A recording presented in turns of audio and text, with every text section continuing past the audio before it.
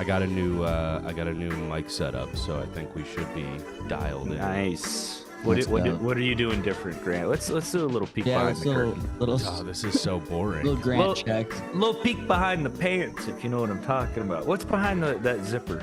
I got this little. It's called the Euphoria UMT audio file. Oh damn, dude, that thing's gonna take down Drake. You're a Drake Euphoria audio file. Yikes. Big yikes. So yeah, we should be coming in Grant's crispy. pedophile ass loves Drake. Dude, I got a little Drake joke in last night, and I'm gonna try and clip that baby up, dude. You got a Drake joke? Drake joke. Yeah, I mean, Tommy, how are you holding up with your boy getting dragged so publicly? Yeah, you literally a couple episodes said you think Drake would be fun to hang out with and that he would love you. But you know how I look like a teen. Drake's pedophile ass would love hanging out with me. Yeah. He would think that you're a teen starlet. You do kind of look like 11 from Stranger Things, which he was. Yeah, he was in the DMs, allegedly. Allegedly.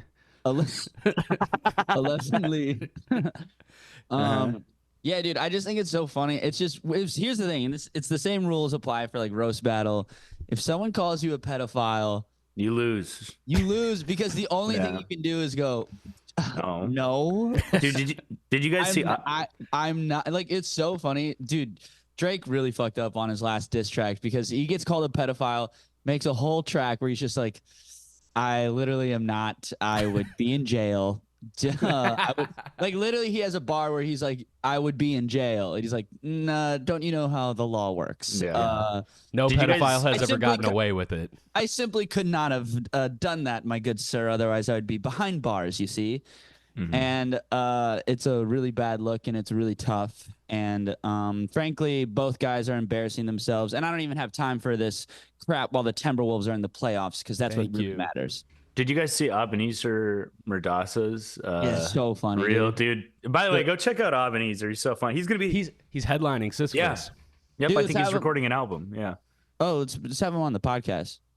I think we could have him on. I think we could have him on next week to promote that show. Actually, let's do it. Let's get that in. And this time, let's not. Ebenezer has been on the podcast before, but I think we fucking scared him the first time he came on. Remember? Yeah. I don't remember. I have no memory, dude. That's funny because I'm not to make a guess, Ryan, but I think you might have been the one who was scaring him. Probably. I mean, I just don't have any memory or shame. Two things about me: I don't remember anything I do, and if I did, I wouldn't feel bad about it. Ryan also has dementia. Yeah. No, I've been doing the crossword. By the way, you gotta get on those motherfucking crosswords, dude. That's the only thing keeping us all from getting dementia. We're gonna all be in like our separate nursing homes, just like in a rocking chair, going like, "Hello, everybody. Welcome to the We Cool podcast."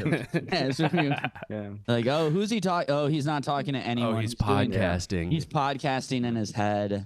Which actually, I mean, that doesn't sound that bad as far as like other ways you could go out. Mm-hmm. He's in a field podcasting in his head. He's true blood. What? We cool, but like us suck podcast.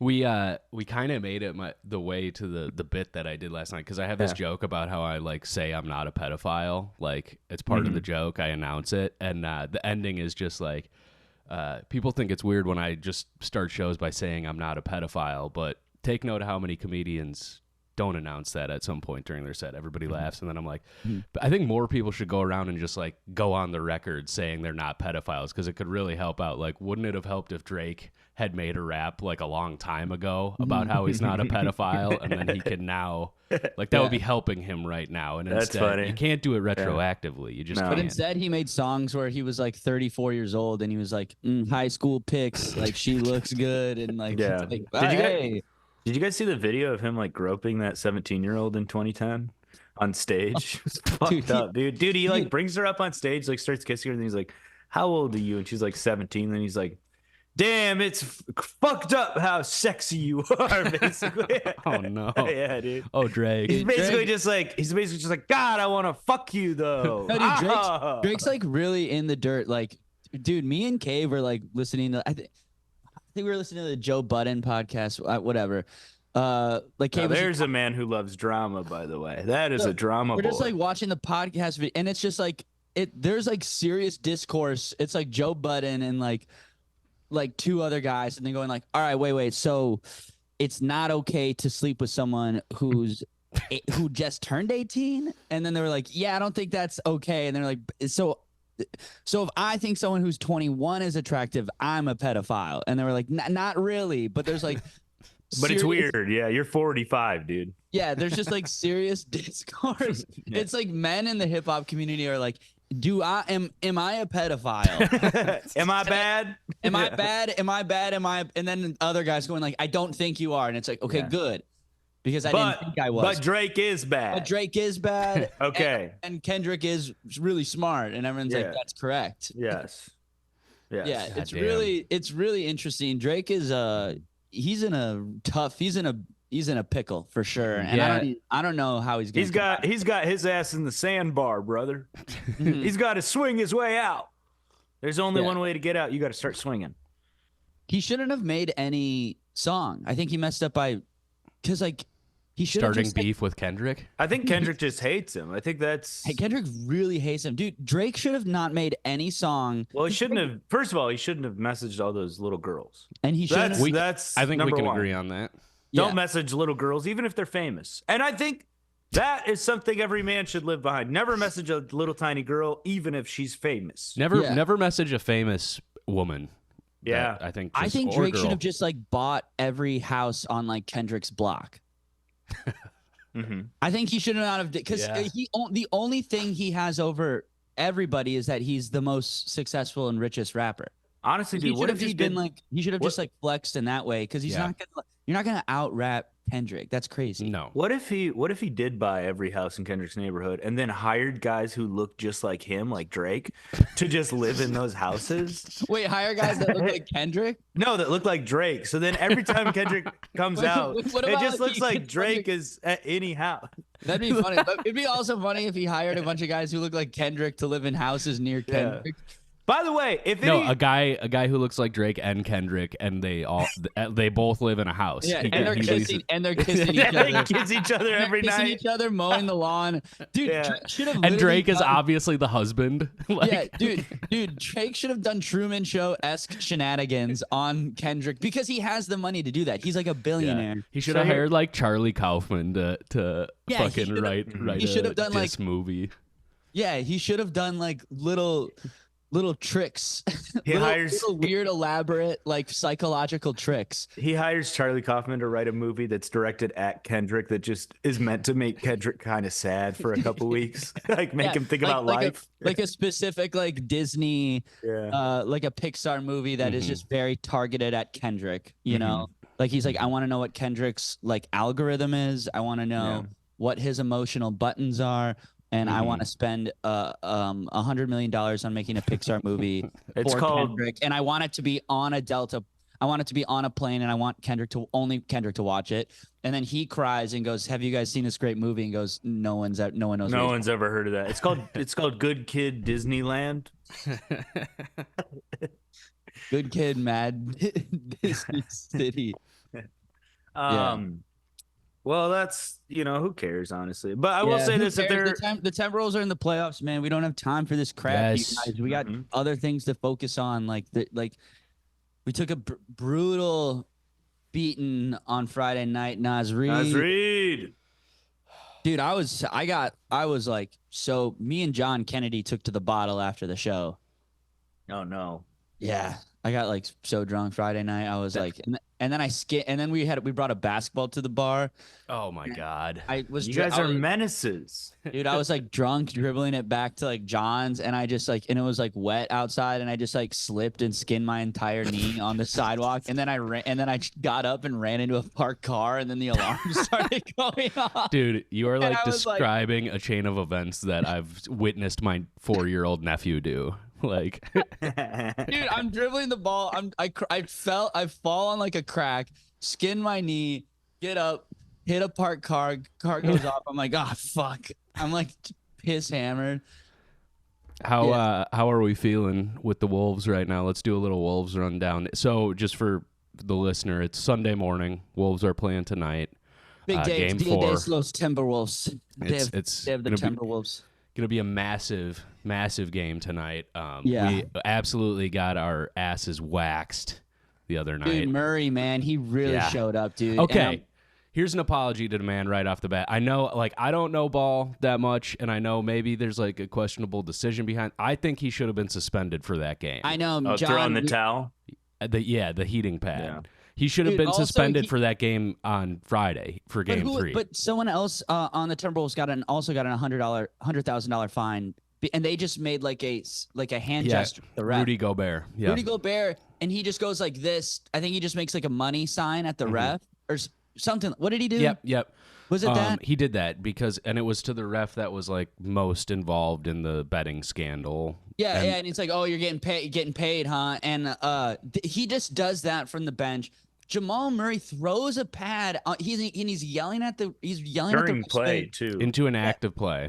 Yeah, I mean that's like crazy. Somebody really could have got hurt. Yeah, it was under Karl Anthony Towns. If one of those sick, fucked up, huge freaks would have accidentally stepped on that, they could have exploded when they hit the ground. So that's how big they are. If you aren't paying attention, quick rundown. In game 2, the Wolves were just destroying the Nuggets. One of the most intense first halves of basketball I've ever seen. It was in my life. It was so crazy. Jamal Murray, one of their like star players, was getting shut out, very frustrated, and he threw a heating pad onto the court, yelling at the ref during an active play. And the coach ran out too. I mean, the whole Nuggets bench was just acting out of line. They were going crazy. They didn't get any fouls. They didn't get even a technical foul. And people are saying in like the regular season, many people who have done way less have been ejected from games. It should be like an automatic ejection from the game and potentially suspended from the next game. Regular season, if you even fart on the court, technical foul. To get the fuck out this court. No tooting. We don't toot on this court. The ref blowing the whistle and just P.U. It's a siren. An alarm goes off, and then it goes, number 34 just farted on the court, and the whole crowd goes, yeah. It's the ref like talking into the camera, like the way they do. By the way, they need a new system for that. He's doing hand signals. He's like, The ref is smelling one of the guys. It did come from him. Ref pointing to his ass and then making a pushing out motion and going, number 34 on the away team has farted on the court. You know they'd be fun and animated with it. The basketball refs are so animated with the calls. Yeah, I like the NFL refs because they're just very like, this guy did this, and then the crowd is just like, no. No!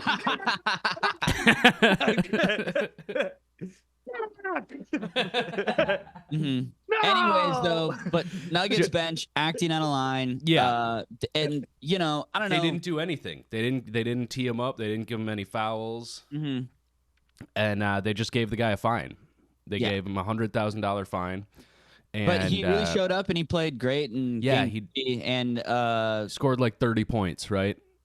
Yeah, but he had a really good he got most of his points in the first half. I mean, he was really, he was showing up. And I mean, I don't know, like we didn't really, the Wolves didn't really have like one moment the entire game. Like basketball's a big game of runs where it's like this team gets a run, this team has energy, and it just felt like we didn't have one single run the entire game. And in a post-game interview was like, that was my bad. Anthony Edwards was like kind of dishing out on a lot of plays that he like so he took a lot of the blame, and I was like, we'll see. Yeah. And it's one game. We're still ahead. Yes. I think tonight is massive. I think we absolutely have to win this game, obviously. Yeah, this is a big one. Yeah. I'm nervous. I was sad after it's so funny getting like emotional towards sports. I Dude, did it's really. I did like 3 shots of whiskey after the game, and I was like, "Fucking." Why is that? Why is that stupid though? Because people get emotional about all sorts of stuff. It's great. Know? It's honestly it's awesome to. Yeah. It's not stupid, passionate. but it is weird how you can. It's not stupid, but it is. It's illogical. It's illogical, right? Like because you know it's like it doesn't matter. But it feels like it matters so much. Yeah, it like does. It matters so much. It does matter. It matters to my wife. It matters to my wife how I'm going to act after the game. Also, like, and like, not ironically, like my mental health has been so good lately, and I'm like, is this because of the Timberwolves? You know? Yeah. And so I'm like, so they lose one game, and I'm just like, Yeah. No, dude, my life is falling apart. Oh crap. And to just go immediately back on what I just said. It actually does feel like it kind of does matter for like Minnesota because we're in like a championship drought of like 33 years, a 33 year championship drought. When did the dinosaurs die? When did the brother? I have no idea. Brother, you were asking the wrong group of men. If you're trying to get answers on when the damn dinosaurs died. I'm literally 27. I have no idea, man. I was not before our time. Before maybe you could even say it was a land before our time. Make that make that show. Do you know they're still making those? No. They're on like the 17th movie or something. Damn. Yeah, what's it like now, Grant? Those movies have So have been around almost as long as the dinosaurs have died. Whose joke is that? Who has the joke about they keep making Land Before Time and now Littlefoot's fighting in the war, dude. Littlefoot's fighting in World War II. They kept going. Because they've been making the movie so long. That's really, I don't know. Who has that joke? Fuck. I think it's a local. That is funny. We'll think of it and we'll give them credit later. Or we'll forget, probably. Yeah, we'll probably just forget about that. Both is fine. If you're listening to that, I came up with that. Oh, yeah. Anyways, this is the We Cool podcast where we apologize, demand apologies. We do have we have an anonymous listener apology written in, but I'm going to save it for the Patreon because it's about a specific comic who did the Fair State show last week, so I don't want to risk them potentially hearing it. It's kind of gonna get spicy. It's not really. Yes, it is. So go on over to the Patreon. Spicy, fuck! I can't wait. If I wasn't, listen, man. If I wasn't giving us money, I would just so I could hear this story. This is juicy. And guys, thanks for becoming patrons and everything. That it's cooking over there. We got some. Putting out some bonus content. We have over 40,000 Patreon and listeners actually, now. I was able to make contact with Tennessee Astley, and he is going to make an appearance on the show on the Patreon. We've made contact. Yes. So Houston, we've made contact with Tennessee Ass Piss. Yeah, nipple twisting Tennessee Astley. Because you're the only 10I ass he. The Tennessee. So yeah, we're doing fun stuff over there. We're doing sweepstakes. I think Tennessee Ashley won $1 million. $1 million of my money. Yeah, so he's gonna come through and claim his prizes. And then when you win the sweepstakes, you also get to be on the Patreon episode. So yeah, we got check out Henry Fugit was on last week. We got the picture of him. I wrangled a picture of Henry wearing the Fancy Ray t-shirt. Posted that on the Patreon. Yep. So it's good stuff over there. I was gonna say, oh, dude, I've been watching Everybody Loves Raymond. You guys fuck with that shit? Great show, dude. Yeah, I grew up on Everybody Loves Raymond. We've been given this podcast has been very pro King of Queens in the past, but I didn't know where we landed on Everybody Loves Raymond. I'm saying top 5 sitcoms of all time, easy. Probably, dude, yeah. I mean, I remember watching that as a kid, and I remember feeling so bad for Raymond because Deborah never wanted to have sex with him, and I was like, he's like a great guy. And I remember on some episodes when Deborah I remember being like a 4th grader being like, let's go, Raymond's getting pussy tonight in this episode. Dude, it's so funny that you bring that up because I felt the same way. I remember just being like, Deborah is a bitch to Ray. Dude, why won't Deborah give him some pussy? They're dude, here's the married, thing. And he just played a little golf. When's it illegal to go play a little golf when you're not writing your sports articles? You know? So he forgot about the twins and went and played a little bit of golf. Who cares? Golf, that's fine though. But he's literally providing for this family, and he's under so much stress because his mom lives right fucking next door, and she's Betty White or something. Yeah. she's Betty White or something, and I think the dad's racist. I forget his. The dad rips. The grandpa fucking rips. Frank dude. is the best. Robert's a cop, but is also a pussy somehow. Yeah. You know, and I'm just like, just give him a little bit of pussy, Deb. Come on, dude. It's hilarious because they fuck literally every single episode.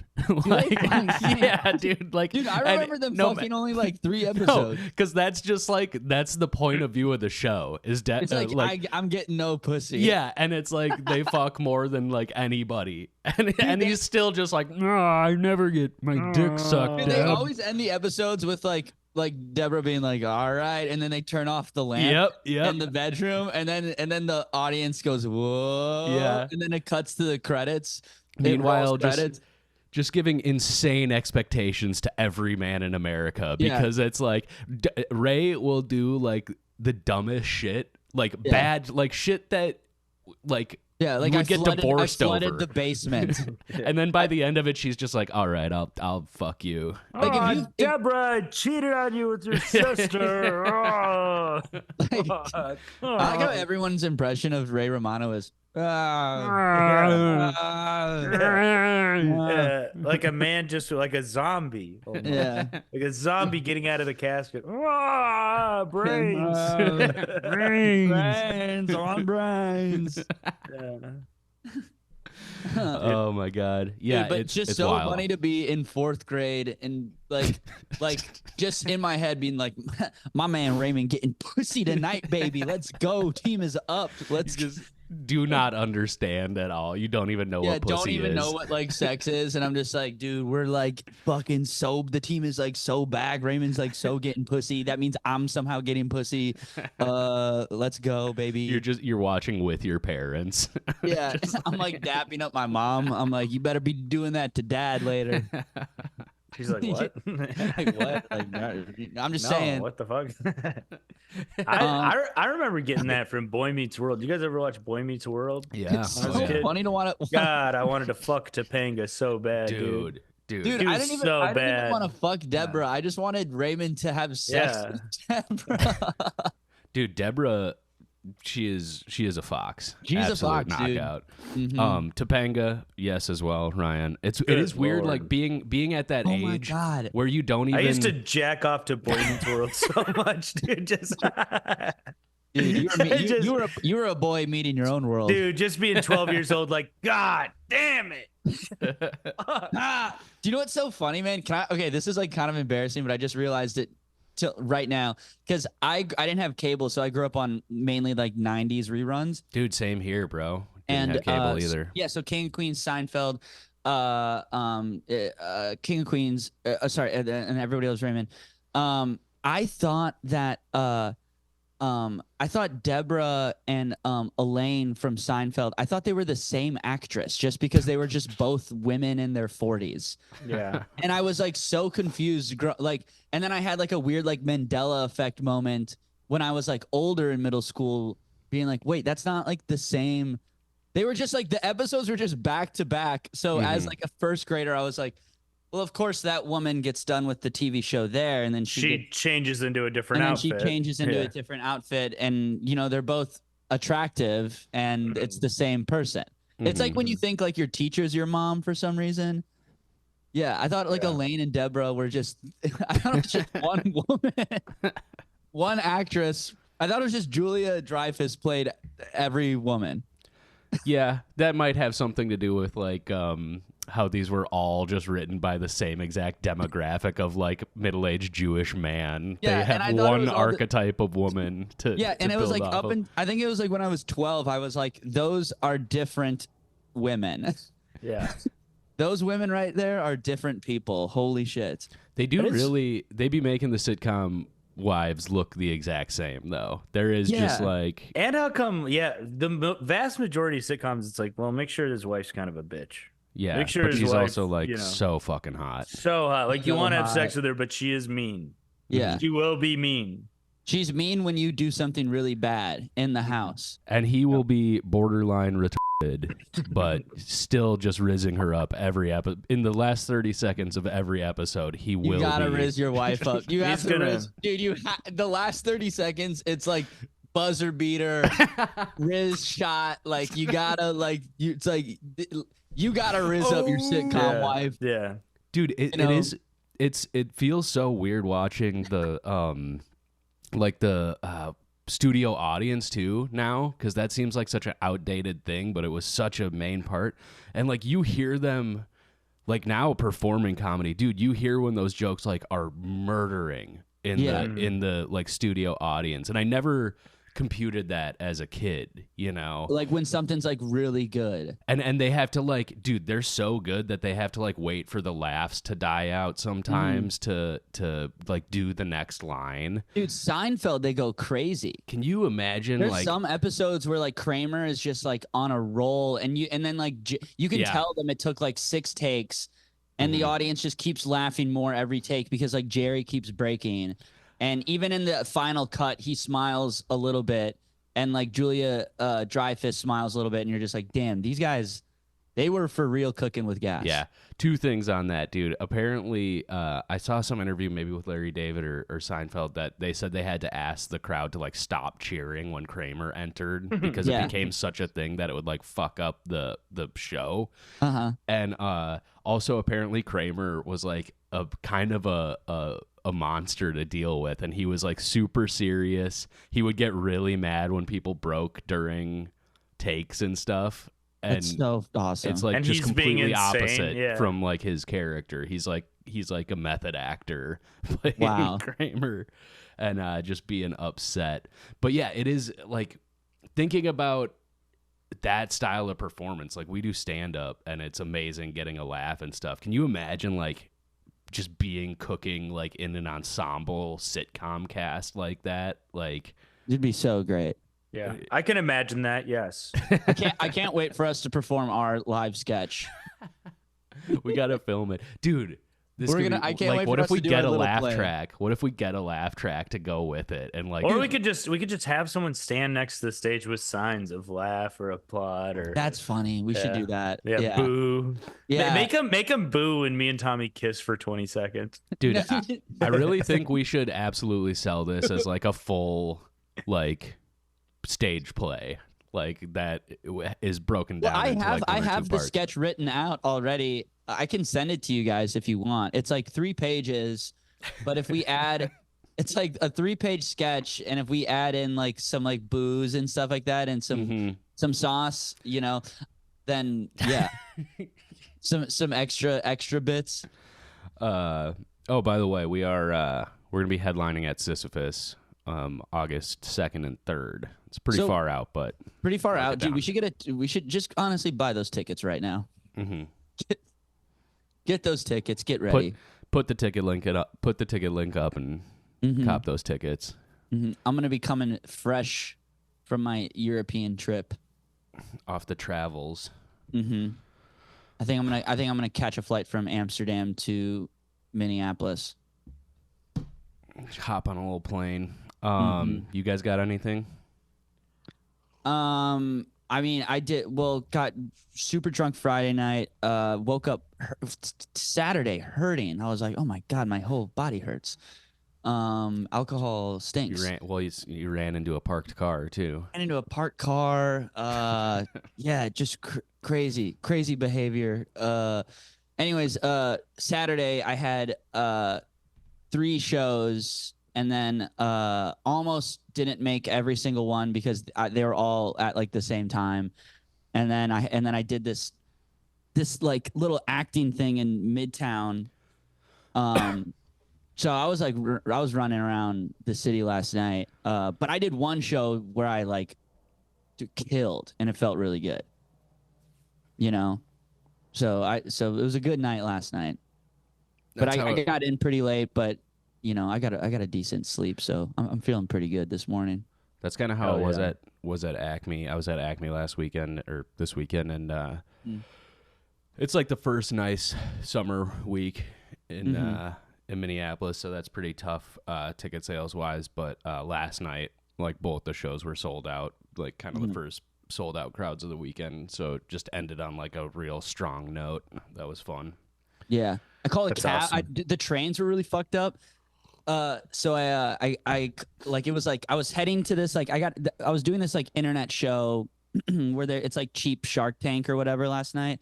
So I do all my spots in Brooklyn, and then I'm trying to get over to Midtown, and the trains are just like, sometimes late nights on the weekends the trains just come like every 20-30 minutes, so it's just taking me forever. But I finally get like kind of in like the Greenwich area, like 14th Street, and I just like the next train is like 15 minutes to get to Midtown, and I'm like, fuck this. And then I just go outside, hail a cab. Haven't hailed a cab yet myself in New York City, and I just step right onto the street, a cab shows up, and I'm just like 258 West 28th Street, and then I get there in like 3 minutes, and I was just like, we're in the city, baby, let's go. That's awesome. Yeah, and then and it's like way cheaper than an Uber. It was way quicker. For real?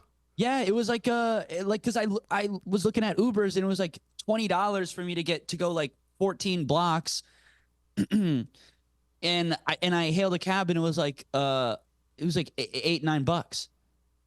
Damn. And I tipped a guy too. I feel like that's like a Republican talking point that I feel like I've never believed. They're like, you just go out there and get a cab. We don't need Uber. We don't need Lyft. It's like, I thought that didn't exist anymore. Dude, it was cheaper. And then the guy was dude, I don't know. I've been taking Ubers, and like a lot of times they like fuck up direction wise. They just like, they don't have their token, dude. Dude, this guy was just like it was because I almost missed because they had this studio in Midtown, and they had like a hard out at like 12:30, and I'm like running late, and like the producers are like kind of like, get here, and I'm like, I'm sorry, man. I'm like, I've been commuting for like 45 minutes, and the trains just suck, and I get there right on time, all because of this cab. I mean, you can't really call cabs in Brooklyn because they're just not on the street like that.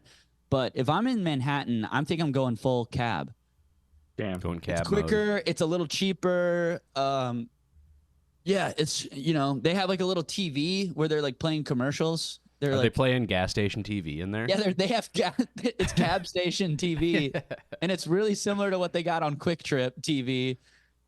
It's like weird infomercials for like stuff you've never seen before. Dude, every time I think about this, like that would be such a good gig. Like if we could get on gas station TV, that would be like massive. Dude, it's like I'm telling you, how like people make a ton of money on Sirius XM, but like no one's really like heard of them, or like it's like, yeah, I made like 10,000 off Sirius XM this year, and it's like who listens to that? It's like same with gas station TV. If we can get one thing on Quick Trip TV, and like this is where we make our secret passive income. You're like that. Actually, more people see that than a Tonight Show set at this point. It's actually like a bigger deal than a Tonight Show. Dude, yeah.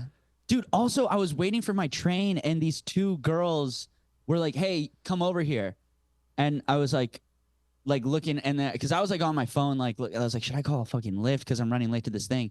Two girls, and they were like, hey, like, I don't know. I was like, so tired, and they were like asking me to hang out, and they were like, yeah, we've hung out before, and I was like, no, we haven't. And they like were like laughing, and they were like, yeah, come to the bar with us. They were like messing with me but asking me to hang out at the same time. And I was like, so I'll demand an apology from them, but also maybe not. But I was like, dude, if I didn't have like to get to like a thing right now, like it was like one of those nights where I was like, I could have hung out with like two girls the whole entire night. And it's like, what would even have that have been? Yeah, like? It's like one of those things that... It's like one of those things... It's like a fantasy thing that never happens. It's just, you just see another door open, and you're like, should I walk through this door? I'm running late to this acting thing. Should I just tell them I can't make it, the trains suck, and walk through this door and have a night? It's already like midnight in New York City, but I'm like exhausted because I did a bunch of shit. Huh? Should I walk through this door? What does that say on it? Oh, get sex trafficked. Yeah. Okay. Yeah. Yeah. And then, yeah. So I was like, but they were like two like attractive women. They're like, we're going to like a cigar lounge. Do you want to come with us? Oh. And I was like, why are you asking me to do this? You know? Yeah, and that then does sound like the beginning of Hostel. Yeah. But then they were like, but then it like felt like a joke to them. And I was like, what is it? Am I like on a prank show? This is so bizarre. And then I was like, I'm sorry, I got to go do a thing. You know? So that was another like weird little thing in the night. Weird thing in the night. Dude, it was weird like really little weird. thing. Dude, they like asked me to come over. They're like, "Do you want to come to a cigar lounge?" And then like the most homeless guy ever came up to me and was like, and I was like, hey, "Whoa!" They're like, "Oh, we were talking with him. We were talking to him." You like think they're pointing at you? Yeah, it was just like it was like three. Like my train's late. Two attractive women are like hang out with us, and then a homeless guy like almost is trying to kill me. And I was like, "This is weird." All now while you're trying to hail a cab. And I'm New like, York, and then I go out and hail a cab, and I'm just like, dude, what the fuck, man? Greatest city on earth. It is the greatest. I was like, this is a fun city, but yeah, it was a good Saturday night. Nice, dude. I got an apology to demand. Yeah, I got called a cocksucker at work the other day by an angry customer. And here's the thing. I think we've maybe talked about this on the podcast before, but growing up, my dad would always work on his motorcycle and call it a cocksucker. And so I always associated cocksucker as just like, damn, that's just a good ass swear word, dude. Good swear word. And then early in my 20s, somebody was like, that's like homophobic, misogynistic or whatever. And so then I haven't been using it. But since this dude, this guy called me he called me a fucking cocksucker. And here's the thing. Wait, dude, it is. Were you in their house when this happened? Yeah, bro. I was like, it's gonna be like dude, that's $3,000. I was like, it's gonna be like $3,000. This thing on him. yeah. Which is a gun that I have, everybody. I was at a party last week and I found this gun in the kitchen and I stole it. It's a fake gun. For those who. By the way, quick side note: I would never ever blow my head off with a shotgun, but if I did, wouldn't it be pretty funny to wear like protective eyewear and earmuffs? Can we all agree that would be a good bit? Can we all agree that would be a good bit? That's hilarious, that's so dude. funny, dude. Okay, I think you could maybe do that on stage. Yeah, I think so. But okay, so this guy called me a cocksucker, and it's been so long since I've been called a cocksucker because I was like, dude, been so long, dude. He had like a 30-year-old softener. I was like, yeah, it's gonna be like at least $3,000 to fix this. And he looked at me and he just goes, "You fucking cocksucker." He looks at me. Yeah, he goes, because we were like looking at the softener, and then he kind of looks up at me, and he's like looking down, but his eyes are up at me, you know, from underneath his eyebrows. That's some evil shit, dude. He goes, you, and he's like kind of gritting his teeth. He goes, "You fucking cocksucker," and I go, "What the fuck, dude?" And then I go, "Okay, so do you not want me to fix it?" And he's like, "Get the fuck out of here." He said, "Get the fuck out of here." Yeah, so then I just had to call my boss and be like, "Yeah, I don't think this guy wants me to fix his stuff, man." But wait, were you scared? No, I was like trying not to laugh. It was really fucking funny. He's like an old ass man that's just like, "You fucking cocksucker." Dude, that's so and wild. Also, dude, I had everything apart and showed him why it wasn't working. Like I literally was like, dude, okay, that's like how this doesn't move. This is here. You can hold it and move it. And then it sounds like a David Lynch scene where you're just like, where you're trying to be normal, and then one guy is like a demon. And like you're like when in Zodiac when he's down in that guy's basement looking at the film posters. Yeah, dude, that's what it felt. That's what his basement looked like too. Is a fucking mess. But so then I'm thinking about this because I'm like, damn, dude, cocksucker is such a powerful swear word where it's just like it's almost like in order to call, first of all, it's insane to call someone a fucking cocksucker, and the only thing you can say after that, like, logically, is "I'll kill you." You know what I mean? Like, it's so fucking crazy to call somebody. But I think I'm gonna start calling this audience cocksuckers. I think I'm gonna start going up and going, "Bring it How back, you doing? dude. How you doing, you fucking cocksuckers?" You How are you cocksucker. cocksuckers doing tonight, huh? Dude, that's wild. Also, if the guy is like blaming you, that a machine that's older than you doesn't work anymore? Like, what does he think these things are gonna last like 100 years? No, like, they all do. They all. Anytime you're like, well, they know it's gonna break, but then they don't think it's gonna be, I don't know, thousands of dollars to fix. They're probably thinking like, oh, it's gonna be 200. But I told them ahead of time. I was like, okay, well, based on what we're seeing here, the repair, it's gonna either be from 800, it could be all the way up to $5,000. It just depends on what we actually see once we take it apart. And then, like, I took everything apart, showed him everything. I was like, give me a couple minutes. I'm gonna write up some options. And the cheapest one was like $3,000. And that's when he I didn't even get to the second option, which was 5,000. But that is like bringing your car with 500,000 miles on it to the mechanic and just being like, when you need an oil change or a new anything, just being like, you fucking cocksucking. It's just so funny to be like a grown man, like brooding, like pouting. He was literally fine. Before I gave him the numbers too, he's like, oh, okay, no, that makes sense. It's been in there a while. He kept going, yeah, it's been there a while. It's it's definitely older. And then I gave him the number, and then it's like a light switch. And he was just like, you fucking. Also, this guy's probably a millionaire. Dude, you know what's so funny? This guy sounds like, those like weird old guys that like Tim Robinson hires in his sketches. Yeah. Yeah. You know, where he's just like you're Tim Robinson, and then it's just like an old guy who's like, no. Yeah, dude, it was crazy. That's only like the second worst I've ever been yelled at. I told you about the time the guy was doing a fake voice when he was like, oh yeah, that'd be real good. Oh, again, very Tim Robinson. And then you just have to look at him and just go, sir, I understand that this may be more than you were expecting to pay today, but where are you at? Is that the guy whose wife was like trying to calm him down? Yeah, and then she like apologized for him, and he wouldn't look at me afterwards. Oh, so weird. Oh yeah, that'd be a great idea. Why don't I spend $5,000?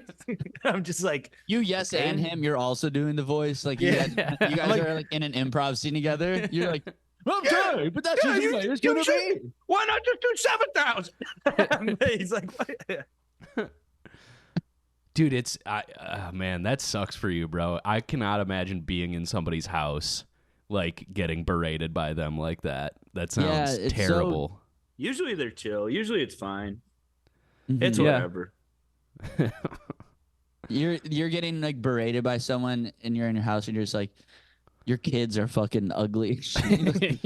You point at like roasting them. Yeah, you point at like a family photo.